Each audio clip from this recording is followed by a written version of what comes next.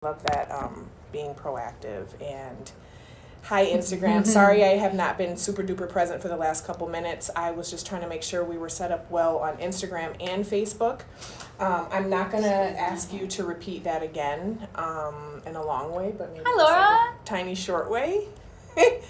So, hi, Laura. Hey, everybody. Thank you so much for coming in and joining us today. We're really excited to have this conversation with Lindsay, who is my dear friend, along with an amazing human being. She is a chiropractor, movement enthusiast, and just shared with us before I was able to connect on Instagram that she really kind of got into the womb and the workings of it and how everything kind of works together when she decided to intentionally become pregnant.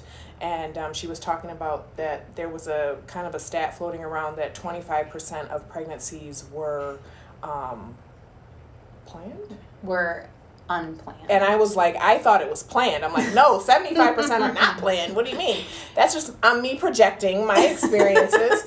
But so we're really excited to have Lindsay here because she really does focus a lot of her practice on postpartum and birth. Maybe you can. I'll let you go ahead and say that because I don't want to butcher that. It's totally fine if you butcher it. I really focus on like the perinatal years, so prenatal and postpartum, and like the first year of life. Those are the most changes that you can go through. So during pregnancy and in the postpartum year, you have as much change in those months as you do in the initial like year and a half of your life. Oh, wow.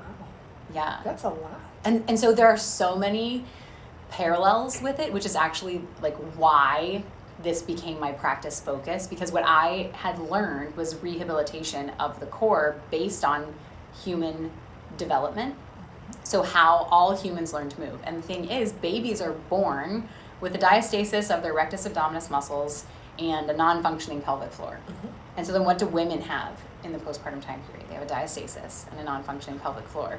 And so rather than like teach new tips and tricks of like how to strengthen this and how to coordinate this, what I do is just teach people how they learned to move, which is kind of an unlearning process. Like forget all of the cues that you've been given in your yoga class, and forget all the things that you got taught in your Pilates, and forget the cues that your coach gave you when you were lifting, and just remember what it was like when you first learned to move, and not just cognitively remember, but remember in your body how you learned to develop enough core stability to be able to lift your leg up, and enough kind of connection from one side of your body to the other, because that connection happens in the brain and it happens in the body.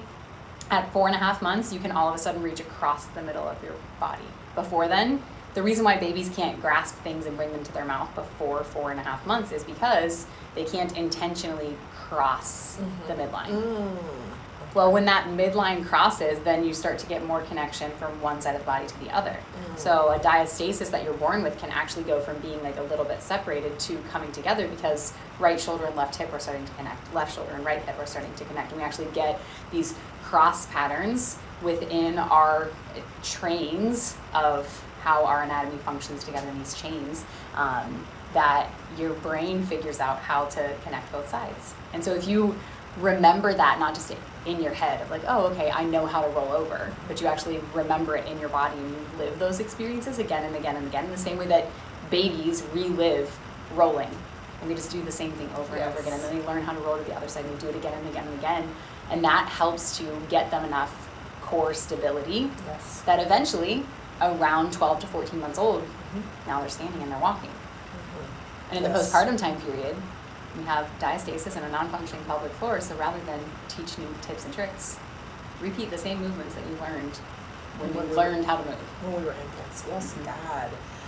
So as you can see, this is why I wanted to interview Lindsay, because she is just like a freaking Google search engine on this stuff. No, seriously, like, so I helped, I was a part of she actually has a postpartum course, a virtual course. Starring Megan McPherson Jones. I'm one of the stars in it. And so we did some practice movements together, and just kind of working with Lindsay and knowing her, she's super passionate about this. And hey, oh my gosh, I have to pay that invoice. I just remembered when I saw your name. I'm so sorry. I will do that today. Erica, you got some money coming. You got some money coming, Erica. So Atlanta distracted me, but anyways, so she always is, talking and very passionate about functional progression, which I think is what you're describing. Mm-hmm. And would it be okay to show them that, or no? Should we not do that right now? No, for sure. So okay. My very dear friend and colleague, Dr. Erica Boland, actually created the functional progression based on kind of all of these things that I was talking about studying, where she had patients and she was like, I need you to move like the whole first year of your life, just on repeat. And that's really overwhelming because there are a lot of movement milestones that happen in the first year of life. So she kind of took like the 4 biggest players and created a sequence of 4 movements that you can do together. She called it the functional progression, and that's, we teach all of our patients functional progression at some point in their care, whether they're prenatal or postpartum, or they're a weightlifter, or they're a weekend warrior, or they're, like an avid tennis player, whatever it is. We want to teach them how they learned how to move. Can we move the computer and the Sure, absolutely. The phone? And what I want to say is so amazing is that because as she's teaching me this and I'm becoming aware of this, I'm actually watching my daughter Justice. She's almost 7 months, and she's literally going through these movements that Lindsay is teaching me, like the box sit. She's all about that now. She's all about sitting herself up and getting the shin boxes. And I'm like, I was doing that when I was pregnant with her. I knew that. So basically, nature is so amazing that we get cues on how to recover by looking back at our infants who we just gave birth to. Yep. How amazing is that? How amazing. Oops. Oh no, what is it? Sorry, it's okay. All right, let me try and carefully move this. I can actually get these off the wall pretty easily too. So. Oh, okay. This will be a little flowy. Okay. Here is. There we go, the first 7 months. This is a poster from Dynamic Neuromuscular Stabilization, and you can see this is what a 3-month-old baby is doing. We have adults do that for learning shoulder stabilization and for learning how to get their upper back to move better, because a lot of people are like, oh, I'm so tight up here, and especially in the postpartum time period. Yes, yep. Because you're always breastfeeding and coddling and oh, look at the baby, and bent over. Yes. Right? So we get them back onto tummy time. That was very helpful for me. That was hard for me. Really so hard. Difficult. It is so humbling to move like a baby. Because if you so humbling to have a baby. It's humbling to have a baby. And then have to move like a baby. And it's humbling to revisit these movements. So this is one poster that is the first 7 months of movement, and you see right here is 4.5 months. This is actually when babies can differentiate and they can go from midline out or across midline. Let me grab the other one. But so that's where I did a lot of my continuing education and learning about. Isn't this such amazing information? Seriously, fun. It's life-changing. Yes, God. Yeah, and then there's the second half of the first year of life. So it's pretty freaking fun. Yeah. You can try any of these movements. Oh, it is humbling and challenging and beautiful all at the same time. Yes, it is. You get a lot of good movement in the body, a lot of good. Well, we can leave that there. A lot of good mobility of the diaphragm, the pelvic floor.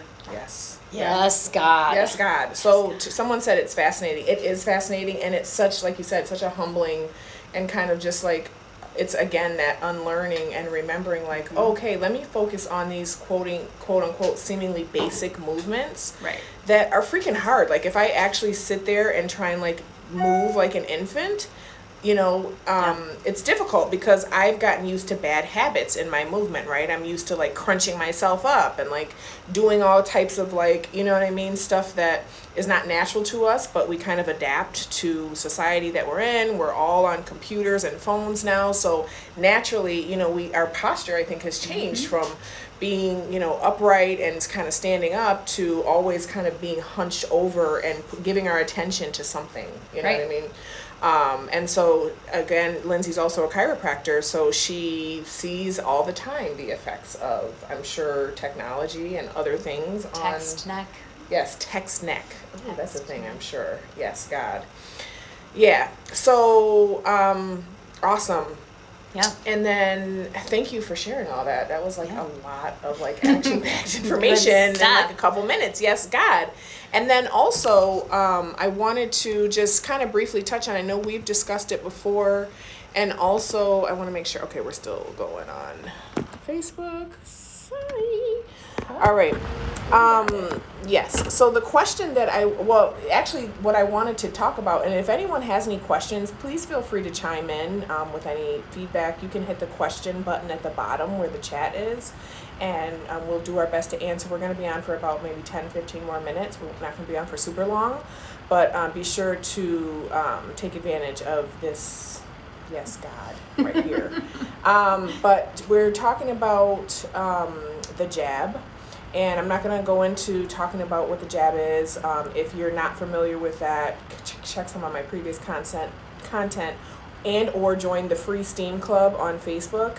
It's linked in my bio, and we're discussing it over there. But basically, the last couple months, there has been a jab that has been released that is, quote, supposedly supposed to help us with our immunity.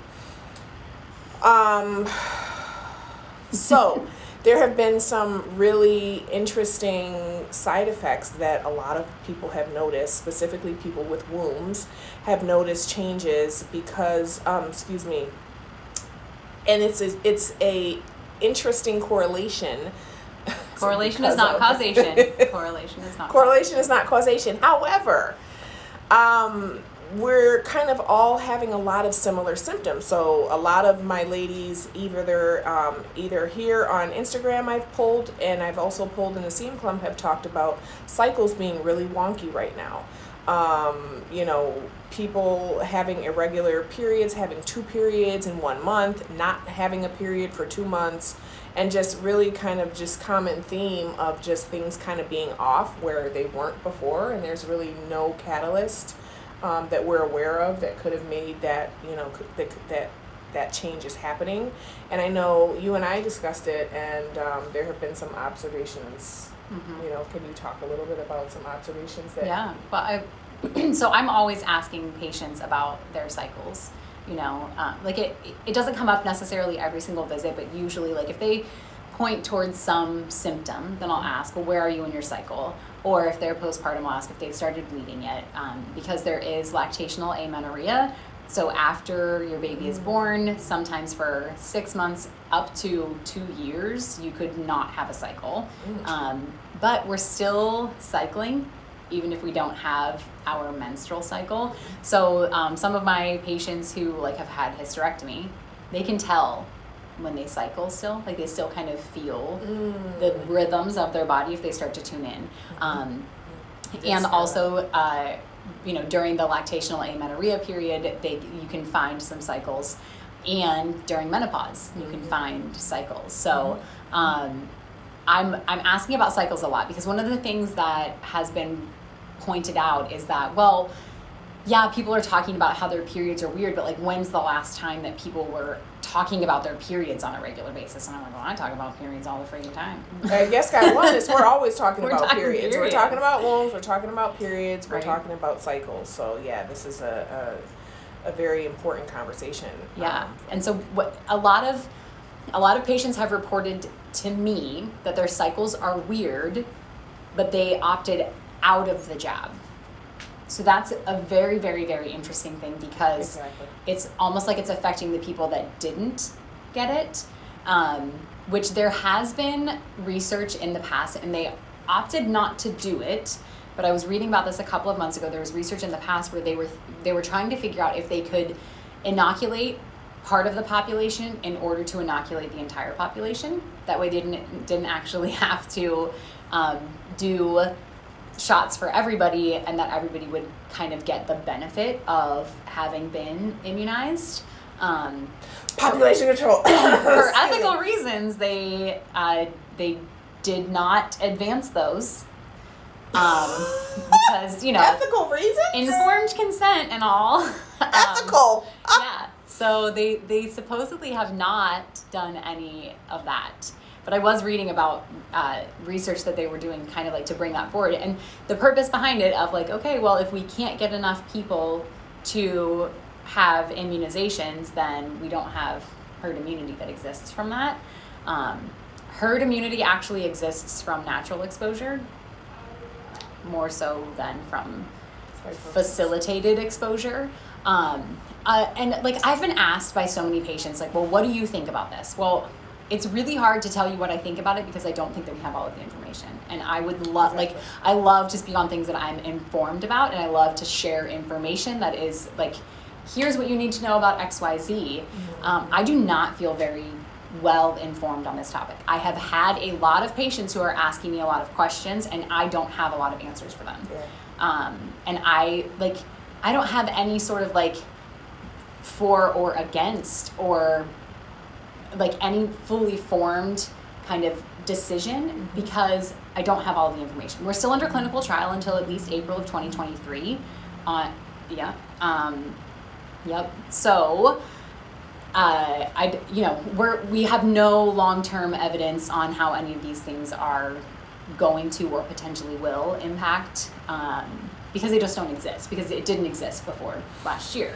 So it's really hard to make a fully informed decision if you don't have all the information. Insert awareness to the commercials that they have on TV that say, did you take this and you received these and these symptoms? You may be eligible for a lawsuit. Not that that's related to this in any way, but we have some feedback right here. Someone said they did get the jab and she did notice the first month her cycle has been off in over a year. Hers went from 28 days to 38 to 35 days with no jab. And so again, I think like Lindsay's mentioning, we don't have a lot of information. There is some information out there, and it's considered, conspiracy theory stuff. If you want to join the free STEAM Club over on Facebook, I have posted some of that content there just for, we want to keep that as private as possible. And just, again, we're not informing or advising, we're just kind of noticing the fact that, both of us in our respective fields work with a lot of people that have wombs, and we also have wombs, and I have personally shared my experience. Now, I'm also postpartum. I'm only 7 months postpartum, so I can't really say, okay, is this because of this or is this because I'm postpartum? I definitely don't have lactation amenorrhea. I had my cycle kind of like as I was still breastfeeding. That's always been the case for me. However, I have noticed some really weird things going on, and when I look at the correlation, I actually I have not personally gotten the jab, but I have been around people who have gotten it. And after that exposure, I noticed some really wonky things going on with my own womb, such as starting to bleed after I had just gotten off my period a week before that. And just, some weird stuff. So I can't say with 100% certainty that that's the cause. However, I can kind of do my own little research and see that there's been a lot of feedback that, and people aren't really making this correlation like, oh, you know what I mean? Because we're women. Sometimes our cycles get messed up. But when I've been kind of making that correlation, like, hey, this new thing came out that, has the potential to really kind of affect not just the people who receive it, but also the people who are in close proximity to them. Again, and you can check out the article that I posted over in the STEAM Club for more kind of information about that. But just kind of like women are like, oh, wow, yeah, I actually was. And so it's like one of those aha things like later where you're like, oh, that's shit. Where that connection came from. Kind of like, damn. oh, right. Because there's really no other kind of like main catalyst that we're conscious of that's happening to invoke these changes in our cycle. So I think, like I have talked about this before, I think really the main thing is just keeping ourselves as informed as possible, keeping ourselves educated, and then also staying focused on what our optimal state is, which is we want to have a regular cycle. We want it to be, somewhat predictable within a certain time frame, and we want to focus on that, and we want to focus on being able to tap into our toolbox of things that we can do to make sure that's happening. Yep. And of course, I'm going to talk about steaming, and I'm going to talk about, even for me, and this is for my own personal journey, fasting has been very helpful in just my overall health. But I also want to ask you, Lindsay, like, what are some of the things that you would recommend that anyone can do to kind of really be sure that they're being intentional about trying to maintain a healthy cycle? Yeah. So I really encourage people to control your controllables, right? Like, you can't control that somebody cuts you off in traffic, but you can control your response to that. Yes. And the controllables, just start with the low-hanging fruit. So for me, so this is actually my first time on Instagram since January. I have not been on Instagram, and I'm technically not on Instagram. I'm on Megan's Instagram. Yes, sad. But I have not been on Instagram since January. I had a concussion in January, and that was my 7th concussion. So right now, I am currently not working out, and working out is actually like my low-hanging fruit. Like, it's easy for me to move. I feel good when I do it. It's like, oh, I have 15 minutes, I could do a movement practice of some sort. So that's like, I do the functional progression still, but I'm not doing any more intense workouts right now. I'm going to start strength training again because my brain has done a lot of healing in the past 5.5 months. But 5 months, yeah. But I like to talk about low-hanging fruit. So low-hanging fruit might be, okay, I don't have a workout routine, but I could go for a walk. I can park further away when I go to the store. Low-hanging fruit is walking further, right? It's readily available to you. You can choose it at any point in time. Yes. Maybe low-hanging fruit for you would be something that I have been able to continue doing, and I've done this for a couple of years now, which is going outside barefoot in the morning, putting my bare feet on the ground to ground me. So we have electromagnetic fields all around us. The earth has its own, and when we ground, it allows us to kind of get back into the ebbs and flows of the earth's rhythm, as opposed to the positive ions that we have coming off of our technological devices that we're bombarded with all day. Yeah. And all of the research that exists on how this affects humans is negative. Every single piece of research that we have on how electromagnetic fields interact with humans is negative. It does not, it is not healthy for us, and we live this way. So it's a little bit scary to think about that. Shutting off my Wi-Fi at night is one of those ways, because now I'm not being assaulted by EMF while I'm sleeping, and I'm supposedly resting and digesting and kind of rejuvenating. Getting adequate sleep is another one of those things, and for a lot of people that's pretty elusive, actually. So that's not necessarily the most available one, but the things that you can do to help benefit your detoxification pathways that you have already existing in your body. So that's exposure to sunlight. No sunscreen, no lens. So these are blue light blockers, and that's just because I'm looking at a screen right now. But like, if I go outside, no sunglasses, I look at the sun. Don't start in the midday sun because you'll hurt yourself. Yes. But like, I can look at the sun in the middle of the day now for a couple of seconds, and it actually improved my eyesight when I did it as a whole. I believe anything is possible, and I think that's what allows me to do things that are supposedly impossible. But like, getting some exposure of your eyes to the sun helps to regulate your circadian rhythm. Your circadian rhythm is a cycle that your body has naturally. And so we have like the ability to get back in tune with some of the existing cycles. Don't call right now. Not right now. But call back. You're gonna have to just call later. We can also think about some of the like cyclical changes that happen with seasons. So, you know, we're now in summer, which is kind of like everything is visible, and it's easier to go out and about and be more present. When the fall comes, that's more kind of like our luteal phase, where we're sort of like wrapping things up and getting ready for a season of hidden growth, which is the releasing season, which is your period or winter. Spring is the new growth and follicular phase. And so we can kind of like time our menstrual cycle with the moon cycle, with the seasonal cycle, with our circadian cycle. And so it's all of these things. When we kind of continue to get into the cyclical rhythm of things, our body feels more cyclical, and cyclically our body functions a little bit better. Yes, God. So sipping some herbal tea, got my little herbal infusion here, and you know, having adequate movement and a practice of gratitude, like that's, and not just being grateful for, but being grateful.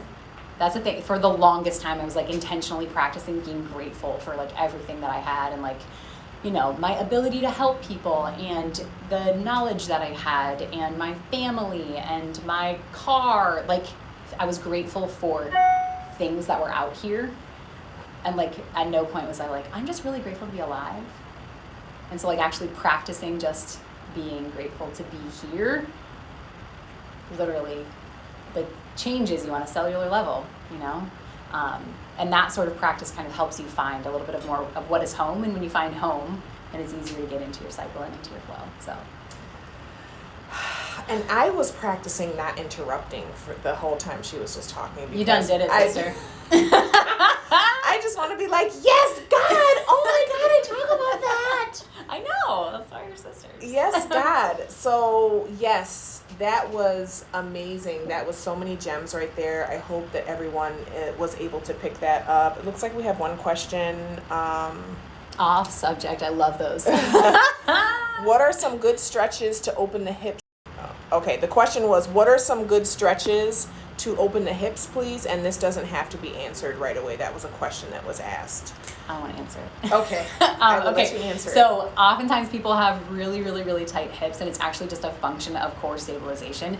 I can basically bring anything back to diaphragmatic breathing, but I'm going to pop up here so that y'all can see me. So hips being tight here or here or here. So oftentimes people talk about their hips, but they're actually talking about their pelvis.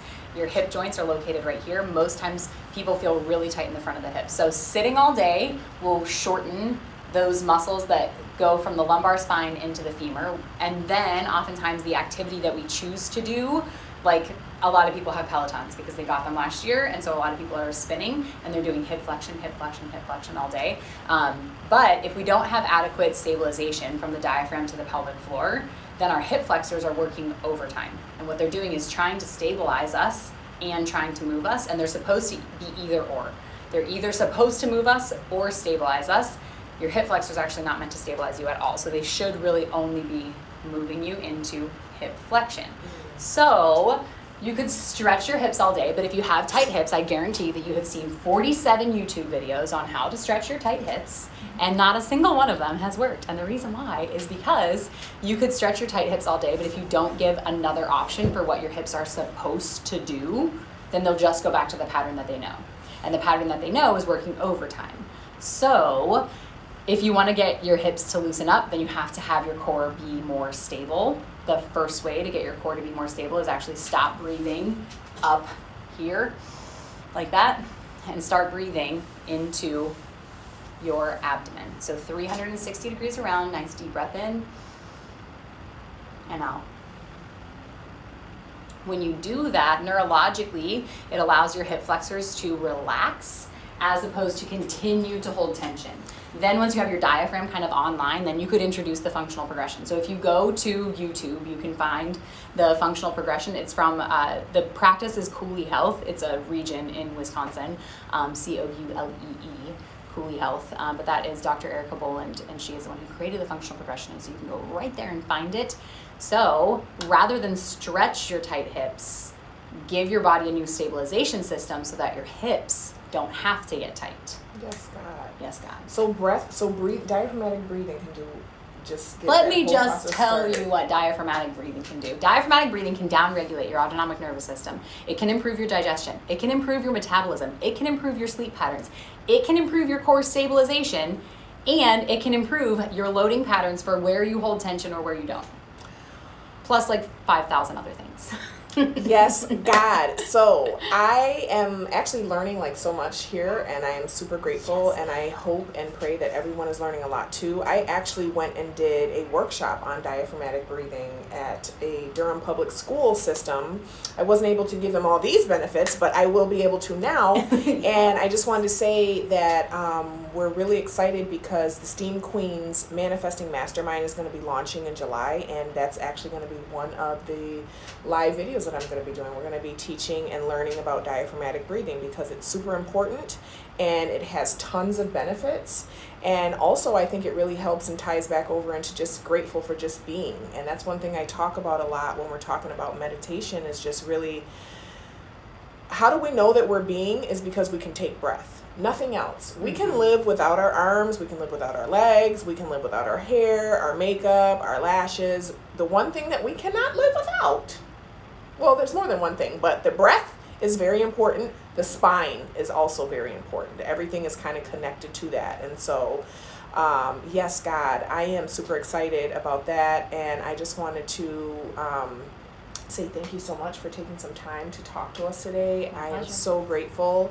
I hope this was really, really packed with good nuggets for everyone to be able to pick up on. Everyone saying it's great. Thank you, thank you, thank you. Thank you. Yes, God. Someone asked how to join the STEAM Club. You can go ahead on the link in the bio on Instagram, or you can just search on Facebook, the STEAM Club, Yes, God Wellness, and I will let you in there. And yes, God, we're going to be talking more about this inside of the STEAM Club as well as the STEAM Queens. Also on July 22nd, the STEAM Coach certification is launching. So we are super excited about that, getting all wrapped up and tightening everything up. It will be 16 weeks of live instruction. That's big. That's huge. That's big. So that's awesome. Yes, God. So I'm really, really excited about this. It's been a long time coming. And I'm just so grateful to be able to have resources such as Lindsay and just, yes, God, to be able to really gain a lot of knowledge and wisdom from someone who actually works with bodies and has studied bodies. And yes, God, it's really good information. So when I'm back on social media, I will be in that Facebook group. Yes. But I'm not on social media. This is just, you're seeing things. And we're so special. We're getting a real treat because she literally was like, I'm not doing that anymore. And I was like, yes, God. Not till my brain is fully healed. When my Yes. brain is healed, I can handle screens all day, and that's fine. But And it's important to make those boundaries with ourselves and say, you know what, I'm not available for things that are not going to create health for me. And that's not just screens. That's, we can take that question and think about that. What things are not creating health for me? And we'd be surprised at what we come up with. It's not always, because we know the obvious stuff. We know we're not supposed to be eating crap. We know we're not supposed to be, you know what I'm saying? Like, we're all adults. We know what we should and shouldn't be doing. Right. We know that, and it's honestly about just trusting and having some discipline and having some intentions. It can go a really, really long way. So in July, we're going to be talking all about fibroids. It's Fibroids Awareness Month. Of course, Yes, God Wellness is going to be talking about solutions and not focusing on the actual fibroids themselves. So I'm interested to get into that. Thank you so much for joining us today. If you have any other questions or concerns, please don't hesitate to reach out to me via email or either responding here on Instagram, and I will be sure to address that in some upcoming content. So thanks again, everybody, for your time, and we'll talk to you soon. Bye-bye. Yes, God. Yes, God.